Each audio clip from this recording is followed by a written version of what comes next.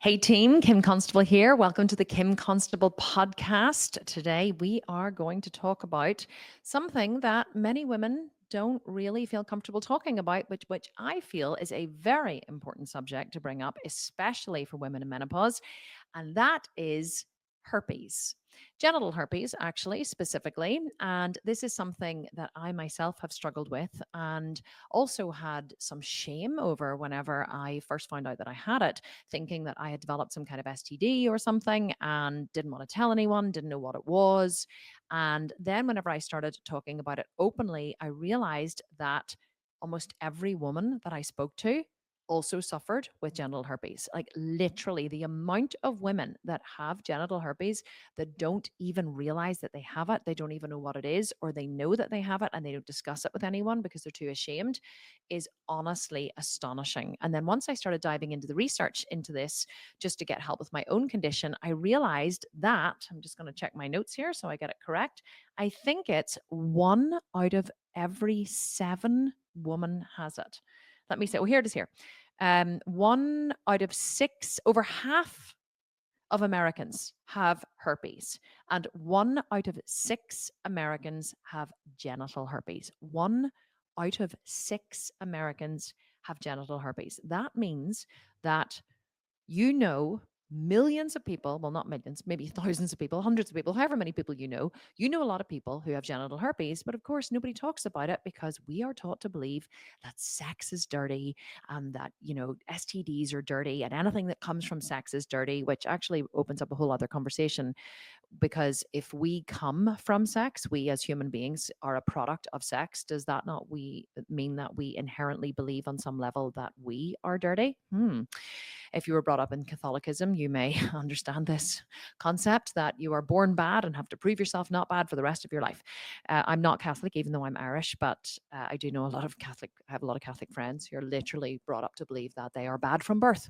So today I want to dive into genital herpes. I want to dive into genital herpes in menopause. I want to dive into the myths surrounding it. I want to debunk some of the myths. I want to share my own story, and I want to invite you, the listeners, to share your own story. And hopefully, this is going to make you feel a little bit better if you have it or if somebody you know has it. So, before we dive in, what I want to ask you to do is please share this with someone that you know, or just share it with your girlfriends, because genital herpes may not be something that you have talked about in your girlfriend groups, but I can guarantee you that there are many of your friends who have this who literally are struggling alone. They're struggling in silence. They don't have anyone to support them. So please, if you would, share this podcast, share this episode with your girlfriends. Let's remove the stigma from this disease and let's get this conversation out in the open so that we can normalize it and women can start getting help for these things that they're currently not getting help with.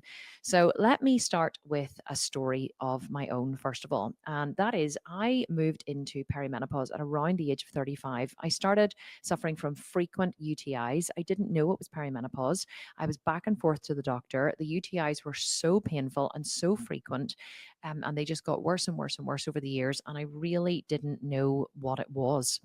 And then at around age 40, I started suffering from herpes, but I didn't know that it was herpes at the time. I'd never had herpes. I'd never had a cold sore in my life. I'd never had mouth ulcers. I'd never had any symptoms. I had chicken pox when I was younger. So I know now that I had the herpes virus in my system, but I didn't ever, I've never had shingles as an adult. I didn't really understand what herpes was or what it did. But I'll tell you, when I first noticed it and then kind of started putting all of the pieces of the puzzle together, a couple of things happened, kind of memories, I guess, that are pretty separate, but now that I can link together. I remember whenever I started riding, it was whenever I started riding my horses again. So I hadn't ridden horses in 20 years. And then in 2021, I bought a top class competition pony for my daughter, but he was too strong for her to ride. And so I then bought her another pony to ride. And then I decided I wanted to buy myself a horse to ride. So I bought myself a horse. And so very quickly, we went from having no horses to me building a full on competition yard, a massive sand school, a full yard, buying an 18-ton horse lorry to transport them around, and starting to train consistently with the horses and starting to event. So my daughter had 2 ponies and I had 2 two horses to ride. And so what happened was, I remember I was doing a lot of work on the horses. I think I was more than 40 actually, because I didn't buy the horses until 2021, and I turned 40 in just before, let me see, I was born in 1979. So yeah, you count backwards from there. So in 2021, I started riding my horses again. 2019, that's when I turned 40. So it was about 2 years after that. I was about 42, and I would get into the shower some evenings, and would be in the shower and would be washing, and would suddenly feel like, oh, I'm a little sore down there. And I started noticing like I was a little sore, as in a little raw, whenever I would have gone to the bathroom, and I would have pulled down my pants or whatever to go for a pee, and it would have been like, oh, like my underwear would have stuck to me, and I was like, oh my goodness, I must have been doing lots of sitting trot. I must have rubbed myself when I was riding. I just thought that I had kind of grazed myself. So I kept kind of running my finger, along, the edge of my vagina. And I could feel that, I was kind of raw. And I just thought that it was through sitting trot or through riding. I just was putting, the two and two together, and arriving at this conclusion. And this started to happen, I guess, frequently. I'm probably about once a month, and I just thought that I remember like standing trying to think like, what was I doing? Was I doing, I wasn't doing sitting trot any differently. I wasn't doing this differently. I was trying to think what it was that I had done that had caused myself to become grazed, but I never really thought, anything of it. And then around about the same time, but again, they were kind of, for me, I hadn't put the things together and created, a pattern.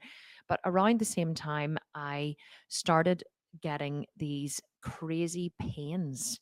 And there's going to be a lot of like too much information in this podcast, but I'm just going to like say it because I think we need to normalize this conversation. So basically, up my butthole, right? So I would be lying, and usually the pains happened in bed at night.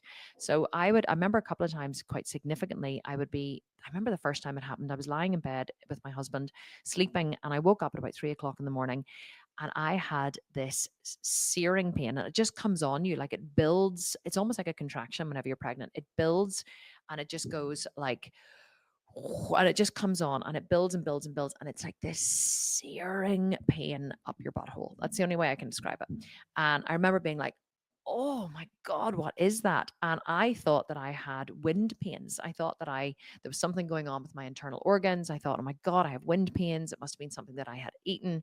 And I would have gone up and gone and sat in the toilet, and I would have like strained and strained on the toilet. I would have thought maybe I need to go to the bathroom, maybe I need to poop. So I would have gone and sat in the toilet, and I would have been like pushing and pushing and straining, and nothing was happening, nothing was coming out. And but the pain was just there. And then it would kind of subside a bit, and then I would go back to bed, and then sometimes it would come again, and I'd be like, what the hell is this? And I used to say to Ryan, I was up all night with really bad stomach pains, I don't know what it is. But again, it didn't happen all the time. It just happened sometimes. And I hadn't made any, put anything together, any rhyme or reason to it.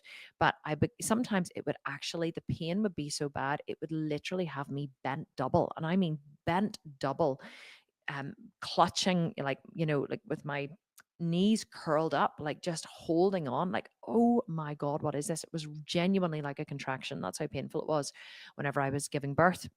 So that was the second thing that I noticed. And then what would happen sometimes again, which I just thought was an unrelated symptom. I remember one time in particular being at the yard with the horses, and I just woke up. I remember waking up that morning with just this full body fatigue. And I mean, this absolute and utter fatigue. Like I couldn't keep my eyes open. I felt like I was going underwater throughout the day. I was dragging myself along. And I thought maybe that it was because I was overtraining, not overtraining, but I thought sometimes whenever you're training in the gym quite hard, your body goes into a growth mode and you're releasing a lot of growth hormones. So I thought maybe it's the growth hormones. Maybe it's my body releasing a lot of growth hormones. And so what's happening is I'm fatigued from that. And just this full body fatigue would last for probably a day, sometimes 2 days. And then the fatigue would clear. And I remember sitting at the yard one day and saying to my mom, because my horse yard is at her house, I remember just saying to her, I don't know what is the matter with me. I am so tired. I was like, I was like yawning and yawning, and I was just so exhausted, couldn't figure out what it was. And again, it happened to me whenever I was on vacation once, and we were away in Spain with the whole family, and this full body fatigue just hit me. Could not figure out what it was. And then another thing started showing up. And again, I hadn't put all these together, but another thing started showing up where frequently I would wake up in the morning and I would feel like I was getting the flu. So I would start to feel like achy, my joints would feel achy, and I would get this weird feeling in my chest where my chest would feel tight and I would start to cough a little bit. And I thought, oh my goodness, I'm starting to cough. I'm getting sick. And I would say to Ryan, oh my God, I think I'm getting sick. This is terrible. And actually, if it had ever happened in and around the time that Ryan had happened to have a sick or happened to be sick or have a cold, I would have been like, oh no, I'm getting what you have. This is terrible. I can't afford to be sick. And it would only last like a day or two, and then it would disappear again. And I would think I had a really strong immune system, and I would say, "Oh my God, this is amazing! I never get sick." Like I thought I was going to get sick, and I didn't get sick, and I would be kind of celebrating this really strong immune system that I thought I have because I started saying to Ryan, "It's amazing! Like I get sick all the time, but like my body clears it out really quickly." And I had this real belief that I just never get sick because I would feel like I was getting sick. I would get full body chills, like you're getting the flu. My chest would feel tight. I would be coughing slightly, and then 2 days later it would just completely clear. I would feel this way for 1 day, maybe maximum two, and it would completely clear. And so all of these things were happening, you know, around. I have these isolated memories of these things happening from about the age of 42, I guess, 41, 42. I didn't actually start HRT until I was 43. And my whole family go through menopause really early. So my two sisters who are older than me, not that much older than me, Carrie's only 20, I think not even 3 years older than me. And Carol's not even 3 years older than me. And Carrie, my other sister, is only 2 years older than me, less than 2 years. And so we came very, very quickly. And my mum went through menopause very early, and so did her sister, so did her mum, and so did my two sisters. And so I was always open to the fact that I would go through menopause quite early. But at age 42, I assumed that menopause would mean I would start getting hot flashes, I would start having night sweats, or my period would just stop. I thought menopause, like one day you would wake up and you wouldn't have a period, and that was it. You were in menopause. That's what I believed menopause was. I had no idea what perimenopause was. I think many, many women don't. And just as a side note, I remember having a conversation with a friend of mine, actually, who was telling me about her mother-in-law who was suffering from really bad frequent UTIs. And I remember saying to her, oh my goodness, like, what can they do? And she was like, she's on constant antibiotics. They don't know what to do. She said, I'm going to take her to the doctor and I'm going to make sure she gets it sorted. So she ended up taking her to the doctor. And then I remember saying to her a couple of weeks later, whatever happened with your mother-in-law? And she said, oh yeah, they're completely sorted now. The UTIs are completely gone. And I said, well, what did they do? She was like, I've no idea what they did, but whatever they did, they're gone. She hasn't had them. It wasn't weeks, it was months and months later. And of course, I didn't realize that the poor woman was having constant UTIs because she was in menopause and she wasn't on HRT, because the HRT keeps the bad bacteria in your vagina at bay. It keeps the good bacteria thriving. So as your estrogen levels decline, the bad bacteria can take over, which is what was happening to me whenever I was having frequent UTIs. I was having them every single month just before my period, because your estrogen levels are lowest just before your period. And so as the estrogen levels started to fall in my body, the bad bacteria would take over and I would get a UTI. Excuse me. So this is what was going on with UTIs, but I hadn't connected the dots. But the UTIs, I was controlling with low doses of antibiotics. I was on a constant low dose of antibiotics, and that kind of kept them at bay. But whenever these other symptoms started, like I really didn't know what they were. But then one day I remember like bending over in the mirror and I thought, I had like a graze, what I thought was a graze on my vagina. And I remember bending over in the mirror and thinking, I'm going to look at this. And I looked backwards and I was like, those look like blisters. I remember looking and thinking they definitely look like little blisters. There was a couple of little bubbles, and just always along the right hand side, never on the left, always on the right in exactly the same place.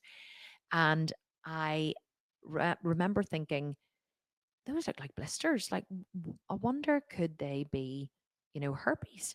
And so that was the first time that I thought, I wonder, do I have genital herpes? And I remember thinking like, oh my God, like, and I am not a person who worries about stuff. Like, I am like so, as you can tell from like the way I am online and making this podcast, I talk about everything.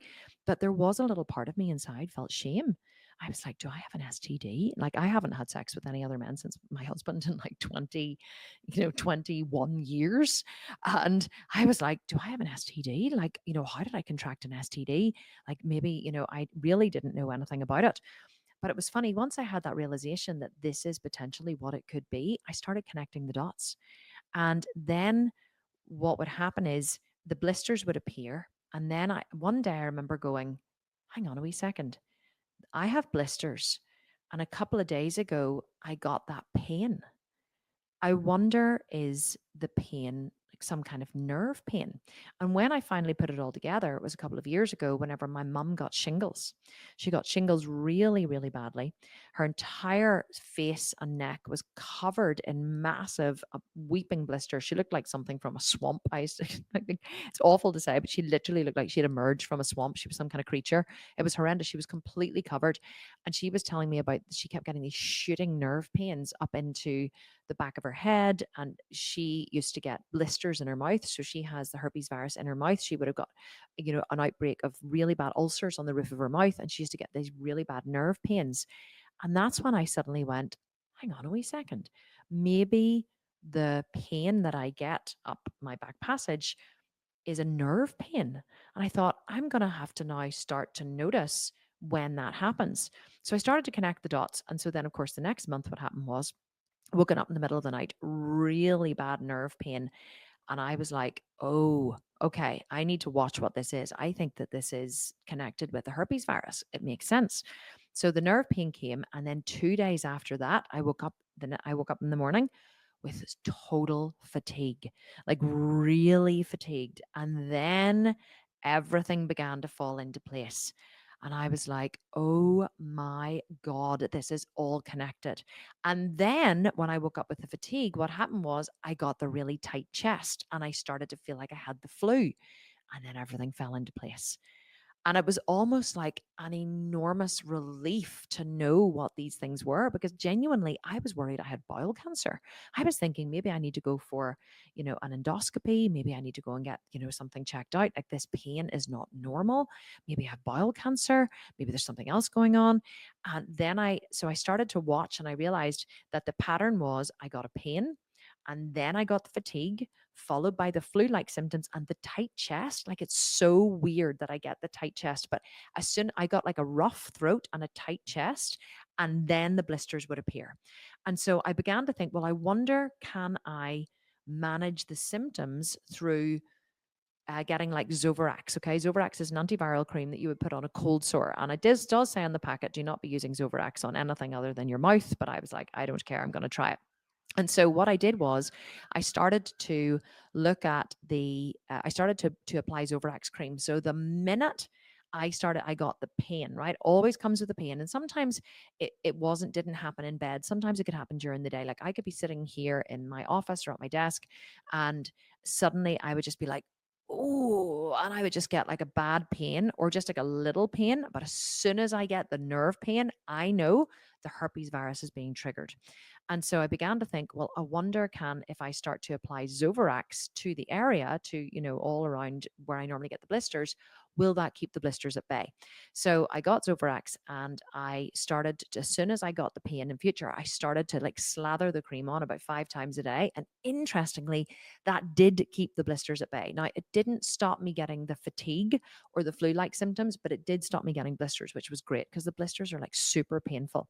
So I went to my doctor and I told them what was happening. And they said, well, we need to try and you need to come in and we need to get you swabbed whenever, you have the blisters. And I was like, well, I really can't be arsed to do that. I'm telling you, I have the bloody herpes virus. I'm giving you all of the symptoms. I've researched online. This is exactly what I have.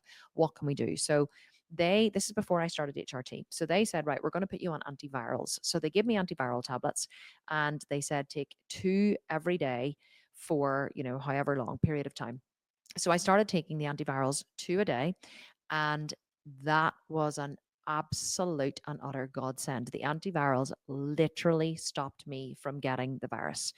It for about a year I was completely virus free. It didn't come, it didn't happen. If it did, if I felt like it was maybe coming on a little bit, I just increased my dose. I was taking a cyclovore tablets. I just increased my dose of antivirals, which is what they give you if you have an onset of the shingles. They give you an antiviral, which helps to alleviate the symptoms. It doesn't cure the virus, but alleviates the symptoms.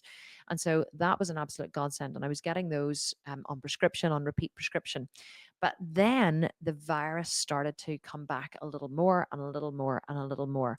And then it started to come back twice a month. And then I was going to my doctor, I was saying, I need more antivirals. They were saying, well, we need to get you in for blood tests. We can't keep you on antivirals all the time. And I was like, but without the antivirals, this is horrendous. It started to come back twice a month. And then I began to think, well, I wonder, is there a pattern of when this happens? So I began to notice, when do I get a flare up of the virus? And so the interesting thing was, I started to notice that it always happened just before my period. I started to get it sometimes just before I ovulated, but it was always just before my period. And that's when I really began to understand that the trigger of this virus was perimenopause. Perimenopause, lower. So here's what I learned: low estrogen levels cause your immune system to be weakened. And when your immune system is weakened, if you have the virus in your system, the virus can then take over. Your immune system can't fight the virus. Normally, it's primed to fight the virus all the way through the month when your estrogen levels are high, because estrogen protects your immune system. But as your estrogen levels start to fall just below your period, and they get very low in perimenopause because the cycle is not the way it used to be, your body does not want to release an egg. Your hypothalamus in your brain is pumping out the follicle stimulating hormone, trying to get your body to release an egg. Your body doesn't want to release the egg, but just before your period is when your estrogen and progesterone levels were lowest. And I was still having a regular period. I'm still having a regular period now, even in perimenopause, although they are a little further apart. But this is when the herpes virus started to be triggered for me. And I thought, well, I wonder, would HRT help? So I went to my doctor. I didn't go to my doctor. I went to a private doctor, because I went to my doctor and I tried to get HRT. She was like, "Well, your hormone levels are normal. Like, we don't want to give you HRT." I was like, "Oh, come on, seriously? Like, I'm definitely in perimenopause." Like, I was so much more informed than my own doctor, and she was supposed to be like a specialist in gynae. So I went to a private doctor here in Belfast. Her name is Dr. Thornton. Well, first of all, I went to see Karen McKinney in Kingsbridge, and then I went to Dr. Thornton in the Hollywood Private Clinic. If you're here in Belfast or Northern Ireland watching this, she is now going to be doing a clinic, I believe, in face therapy, NI, which is where I get all my aesthetics work done. I would totally recommend the clinic there. So I went to see Dr. Thornton and well, Dr. McKinney, first of all, and the minute I walked in, I started telling her about my symptoms. She said, "You are absolutely in perimenopause. Here's some HRT." So she put me on the lowest dose of HRT. I'm still not even on a moderate dose of HRT. She put me on Femiston 110, which is a tablet. I wanted to take a tablet rather than a gel or a cream, because I knew that I would remember to take it every day. So she put me on Femiston 110. And what happened was, I started to take it. I instantly started to feel better in every other way that month. But OMG, at the end of the first month of me taking my HRT, I was away at a horse event at an internationals. We were staying in the lorry, and I was hit with the herpes virus, the worst episode of the herpes virus I had ever had in my entire life. I was so floored with exhaustion, I could barely open my eyes. I had fatigue like I have never had it before. It literally hit me like a ton of bricks. I couldn't wake up in the morning.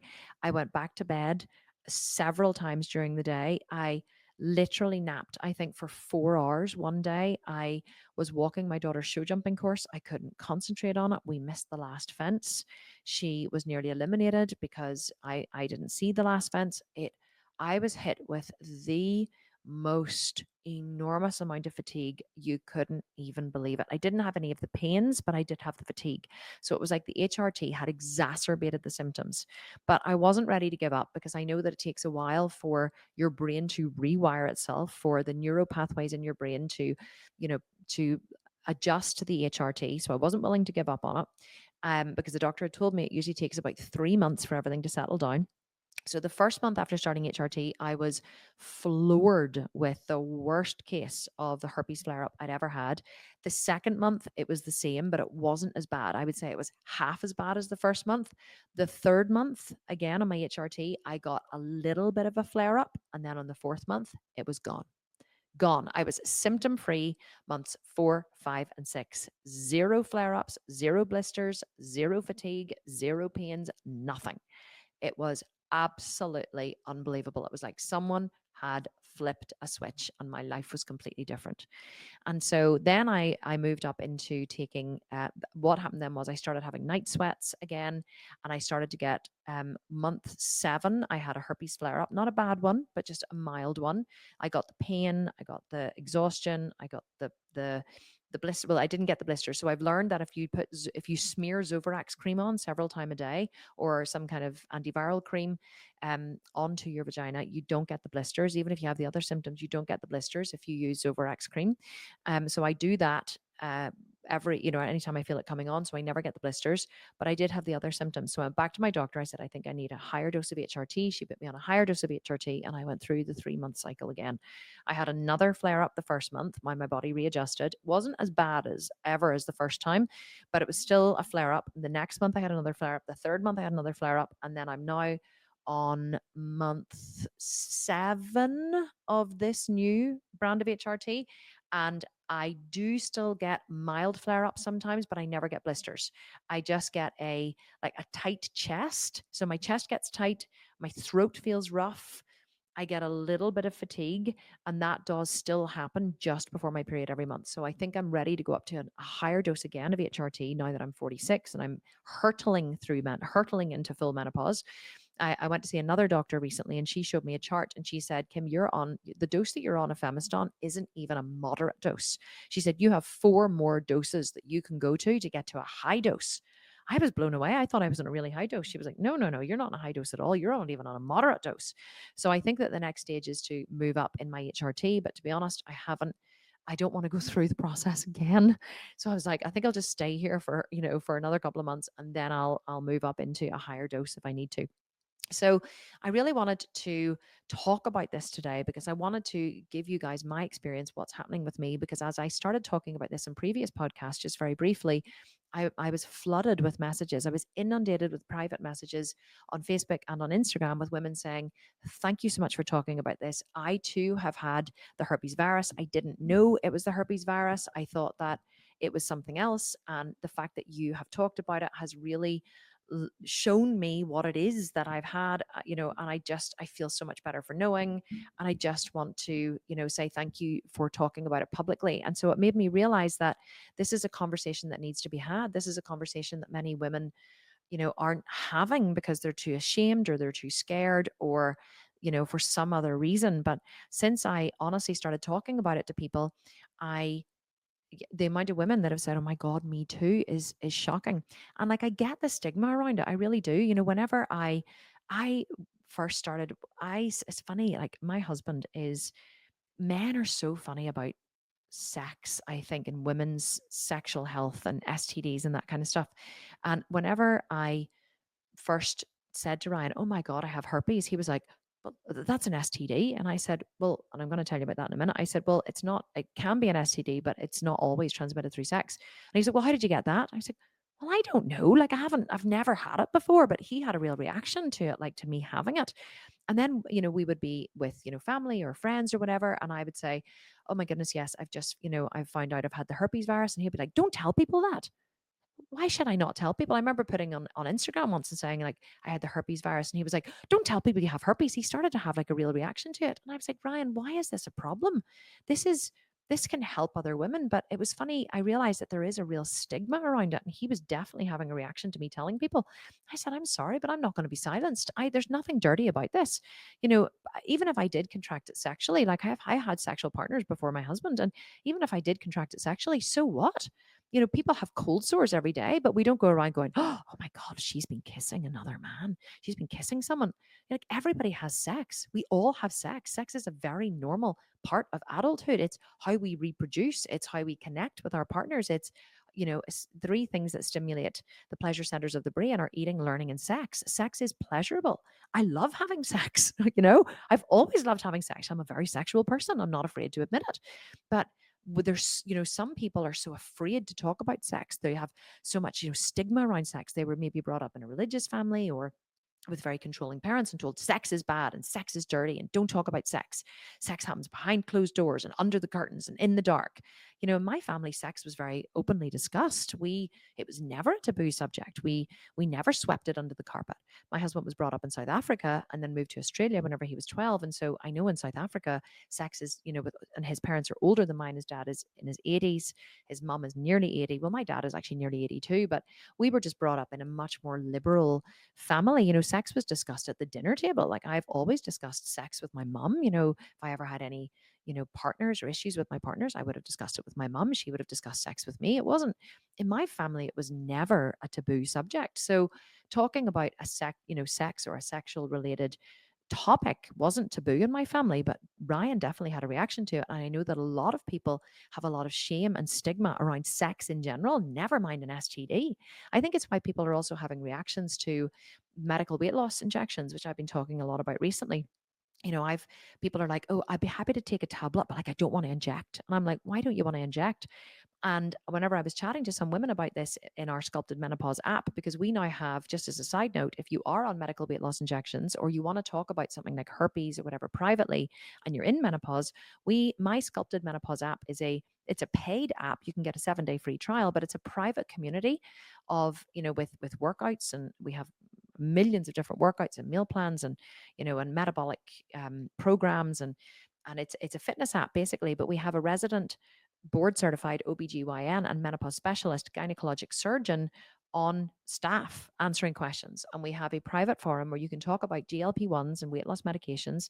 And we have a program called Strong with Science, which is for people taking medical weight loss injections. So if this is you and you want a safe space where you can go and talk about these things, you should definitely check out the Sculpted Menopause app. Go to thesculptedmenopause.com, sign up for a 7-day free trial, use it, abuse it. If it doesn't suit you, you don't like it, just cancel. And there's no obligation to stay a member. You can cancel anytime. So inside the app, women started talking about medical weight loss injections, and a lot of women said, I'm happy to take a tablet, but I don't want to inject. And I'm like, why not? And so what it turns out is people associate self-injecting you're injecting yourself with drug abuse, with like heroin use. So there's a lot of stigma around, injecting yourself, for people who inject heroin. And so they think by injecting themselves with a peptide, a bioidentical peptide that your body makes already to support health or weight loss, is somehow bad or taboo, and it means that like they're a drug addict. So it's incredible how we have these thought object and these connotations and these internal representations of things that are instilled in us in childhood through the media, through our parents, through our schools, through our friends, through our social groups and our peers, that we carry forward into adulthood without ever really questioning, does this make sense in reality? And so I think that the herpes virus has a lot of stigma around STDs, because whenever we're brought up, especially if you're my age, there was the whole AIDS scare, AIDS and HIV. And it was like, oh, you need to be careful. Always have, whenever you have sex, use a condom in case you get, AIDS, and in case you get an STD, and you're really educated. Well, I was certainly in school. It was like, you're always, whenever you did sex education, it was like, be careful, you don't get an STD, and getting an STD was really taboo, because imagine if you had to go and get it treated and a doctor had to look at your vagina. It's like, well, honestly, see, once you've had 4 kids, which I've had, you'd open your legs and let anyone look at your vagina. It really doesn't become this hidden place anymore. So definitely sex is a very taboo subject, and there's a lot of stigma, and there's actually, what, I think there's less judgment around the herpes virus than we think there is. I think that we think there's a lot of judgment. I think we feel shame, and therefore we think other people will judge us, when actually I haven't found that to be true. So I would go around and I would tell people publicly, oh yes, I'm having a herpes flare up. And Ryan would be like, don't tell people that. I'm like, why not? I am. And he's like, yeah, but you don't have to tell people. They think you have an STD. I was like, I do have an STD. It's like, why is that bad? Like, I was like, you get cold sores. Should you not leave the house in case people notice you have a cold sore? You got a cold sore from kissing someone, So anyway, so I digress a little bit, but so what happened, or what I want to tell you, if this is you, what I want to tell you is, there's a couple of things I've written down here in my notes. I want to tell you that How common is herpes, right? I'm going to read this to you. Herpes is a common virus, just like the cold virus. Sorry, apologies. We all get the cold, but nobody thinks that that's bad. And there's no stigma around getting the cold. Over half, 50 to 80% of Americans have oral herpes. Around 1 out of 6 Americans have genital herpes. More women than men have genital herpes. So there's a pretty good chance you know someone living with herpes. So let me ask you this, or let me break this down for you. How does menopause trigger herpes? Well, the herpes virus lives close to your ovaries. That's where it lives. It's dormant there until you have an immune system drop. So estrogen protects your immune system. Lower levels of estrogen causes a weakened immune system, so the herpes virus shows up. It flares up. Your estrogen and progesterone levels are at the lowest on the first day of your cycle. So as they drop towards your cycle, the herpes virus can flare up. Now, here's the interesting thing. Well, actually, let me read what else I said here. So I said the symptoms of genital herpes in women are high temperature or fever, skin irritation, burning or itching in the genital area, nausea, pain when urinating, muscle aches and pains, and blisters. Fever, nausea, and muscle pain typically occur in the first herpes outbreak. Subsequent outbreaks tend to be milder, and the symptoms usually only affect the skin. That was not true for me. My what the blisters are the last thing to appear for me. So it's the pain and the tight chest and the fatigue is actually the thing that signals to me the herpes virus is coming on. And in fact, now that if I get a tightness in my chest and a rough throat, that's how I know I'm having a herpes flare up. And a lot of women have written to me now on Instagram and told me that this was mind blowing for them to learn this. They've said to me, what some woman said to me, I thought I was having a histamine reaction. I thought I had hay fever because I was, every month or whatever, I was getting this tightness in my chest, this shortness of breath, this, rough throat, and then it would go away. And she's just connected the dots and realized that it's herpes because she does get blisters afterwards. So here's the interesting thing that I want to tell you. If you are one of the ones who feels ashamed about having it, I wanted to tell you something. Can you get herpes without having sex? Yes, it is possible to get genital herpes without having sex. This is from PubMed. Genital herpes is spread through skin to skin contact, including oral sex, and can also occur through touching infected areas or sharing sex toys, even without intercourse. The herpes virus can be transmitted through any skin to skin contact with an infected area, even if there are no visible sores. So the interesting thing is, you can actually have a cold sore. You could touch someone with a cold sore, and then you could touch your own genitals, even if you're like wiping to go to the toilet, and you can transmit the herpes virus to your genitals. So the herpes virus is, it can be in the roof of your mouth. It's the cold sore virus. It's the shingles virus. It's if you have a mouth ulcers, and it is also genital herpes as well. All of these are the herpes virus. So, what makes genital herpes so much more shameful, right, than just herpes? What makes having shingles okay or chickenpox okay, but the herpes virus on your vagina not okay? Like, why is one okay, but the other is not okay? Why is there stigma attached to it? If your child gets the if your child gets chickenpox, you're not like, oh my God, I feel so ashamed they got chickenpox because they were in contact with another child. So, what makes having sex with someone, even if that is how it was transmitted, what makes that bad? What makes having sex with someone bad? What makes that dirty? What makes that something that we have to be ashamed of? I just don't understand what it is.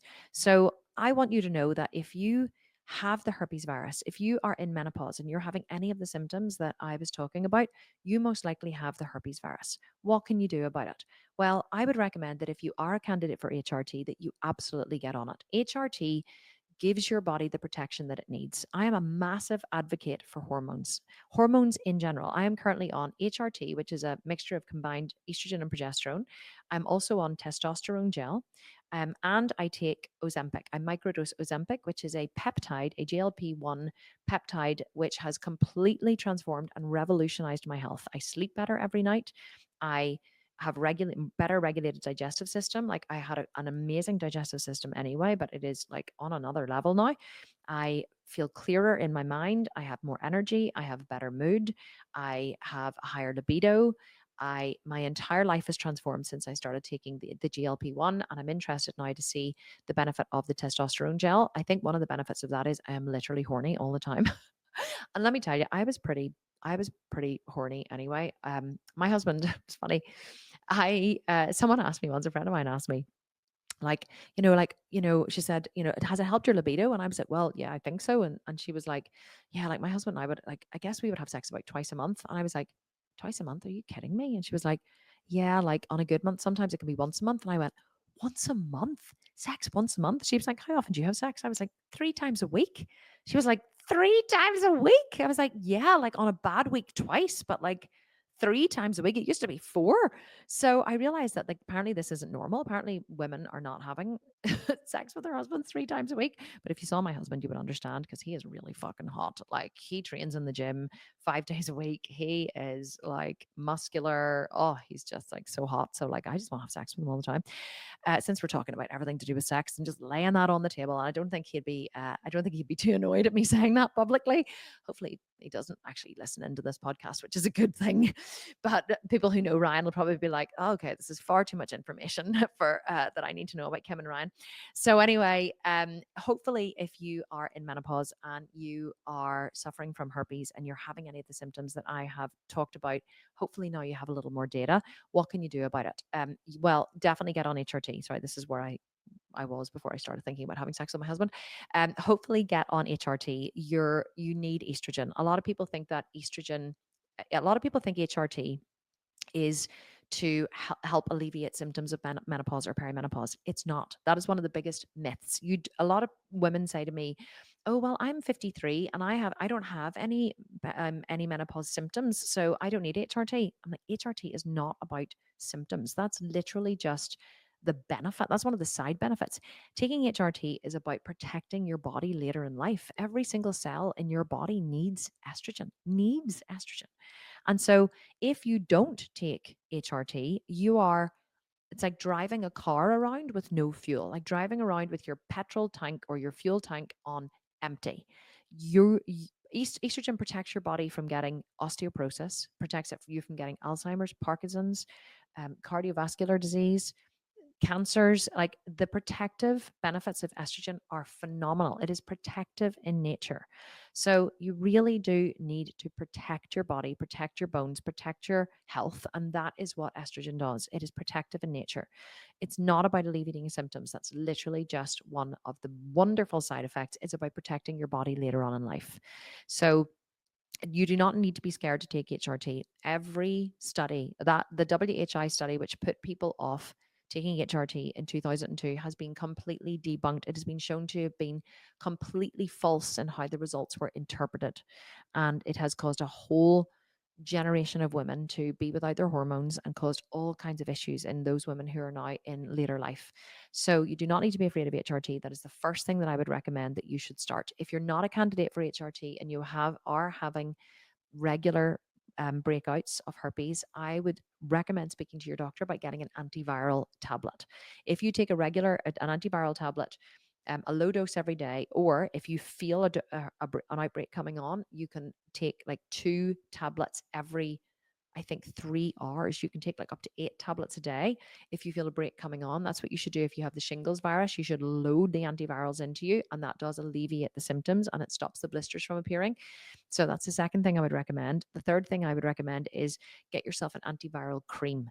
And if you do have blisters, smear it on the minute you get any symptom, a tight chest or a fatigue, or you get a pain, smear the cream on, and that should stop the blisters forming. It won't stop the other symptoms, but it will stop the blisters forming. And of course, that antiviral going into your system will help as well.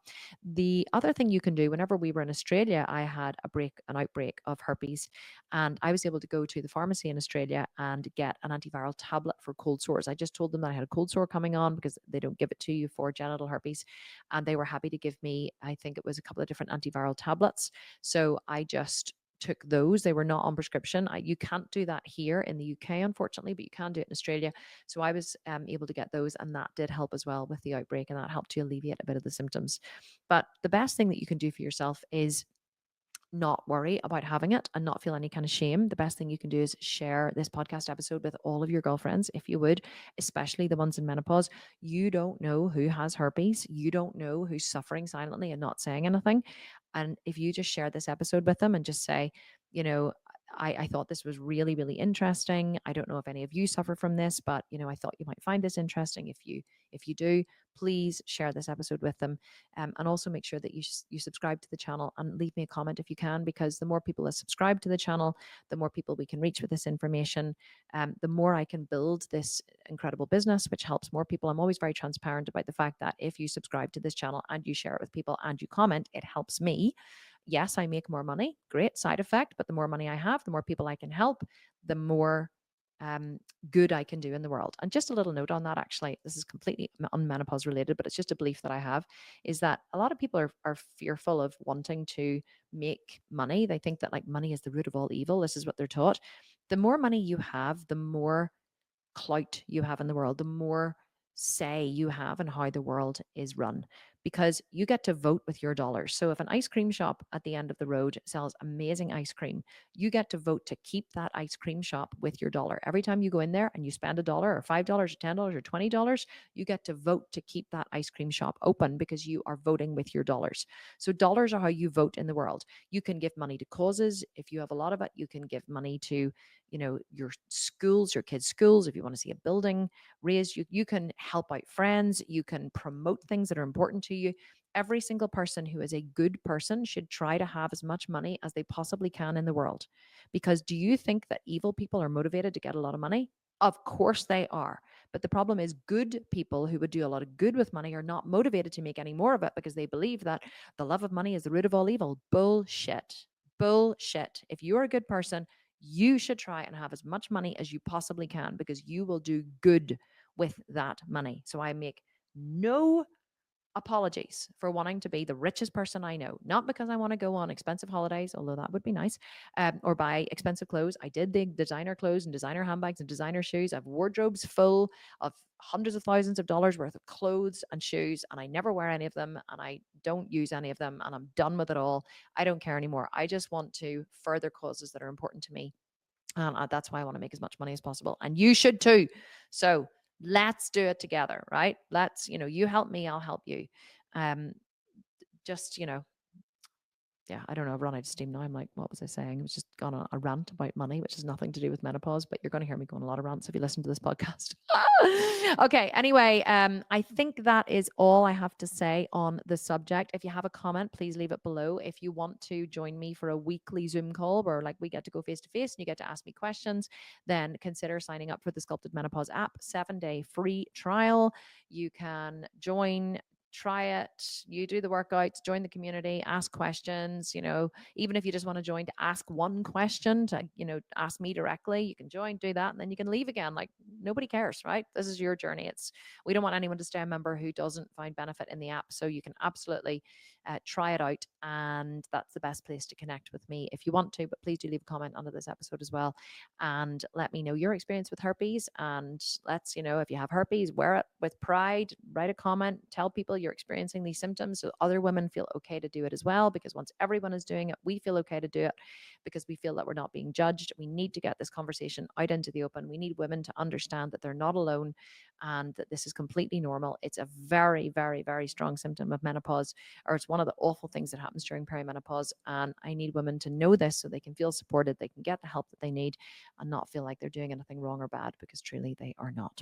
So thank you so much for listening. I hope that you enjoyed this. Please do like, share, subscribe. Really would appreciate it. Leave me a comment. Love reading them. I respond to every single one.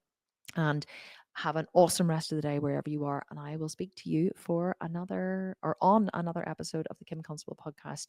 Thank you so much for listening, and bye for now.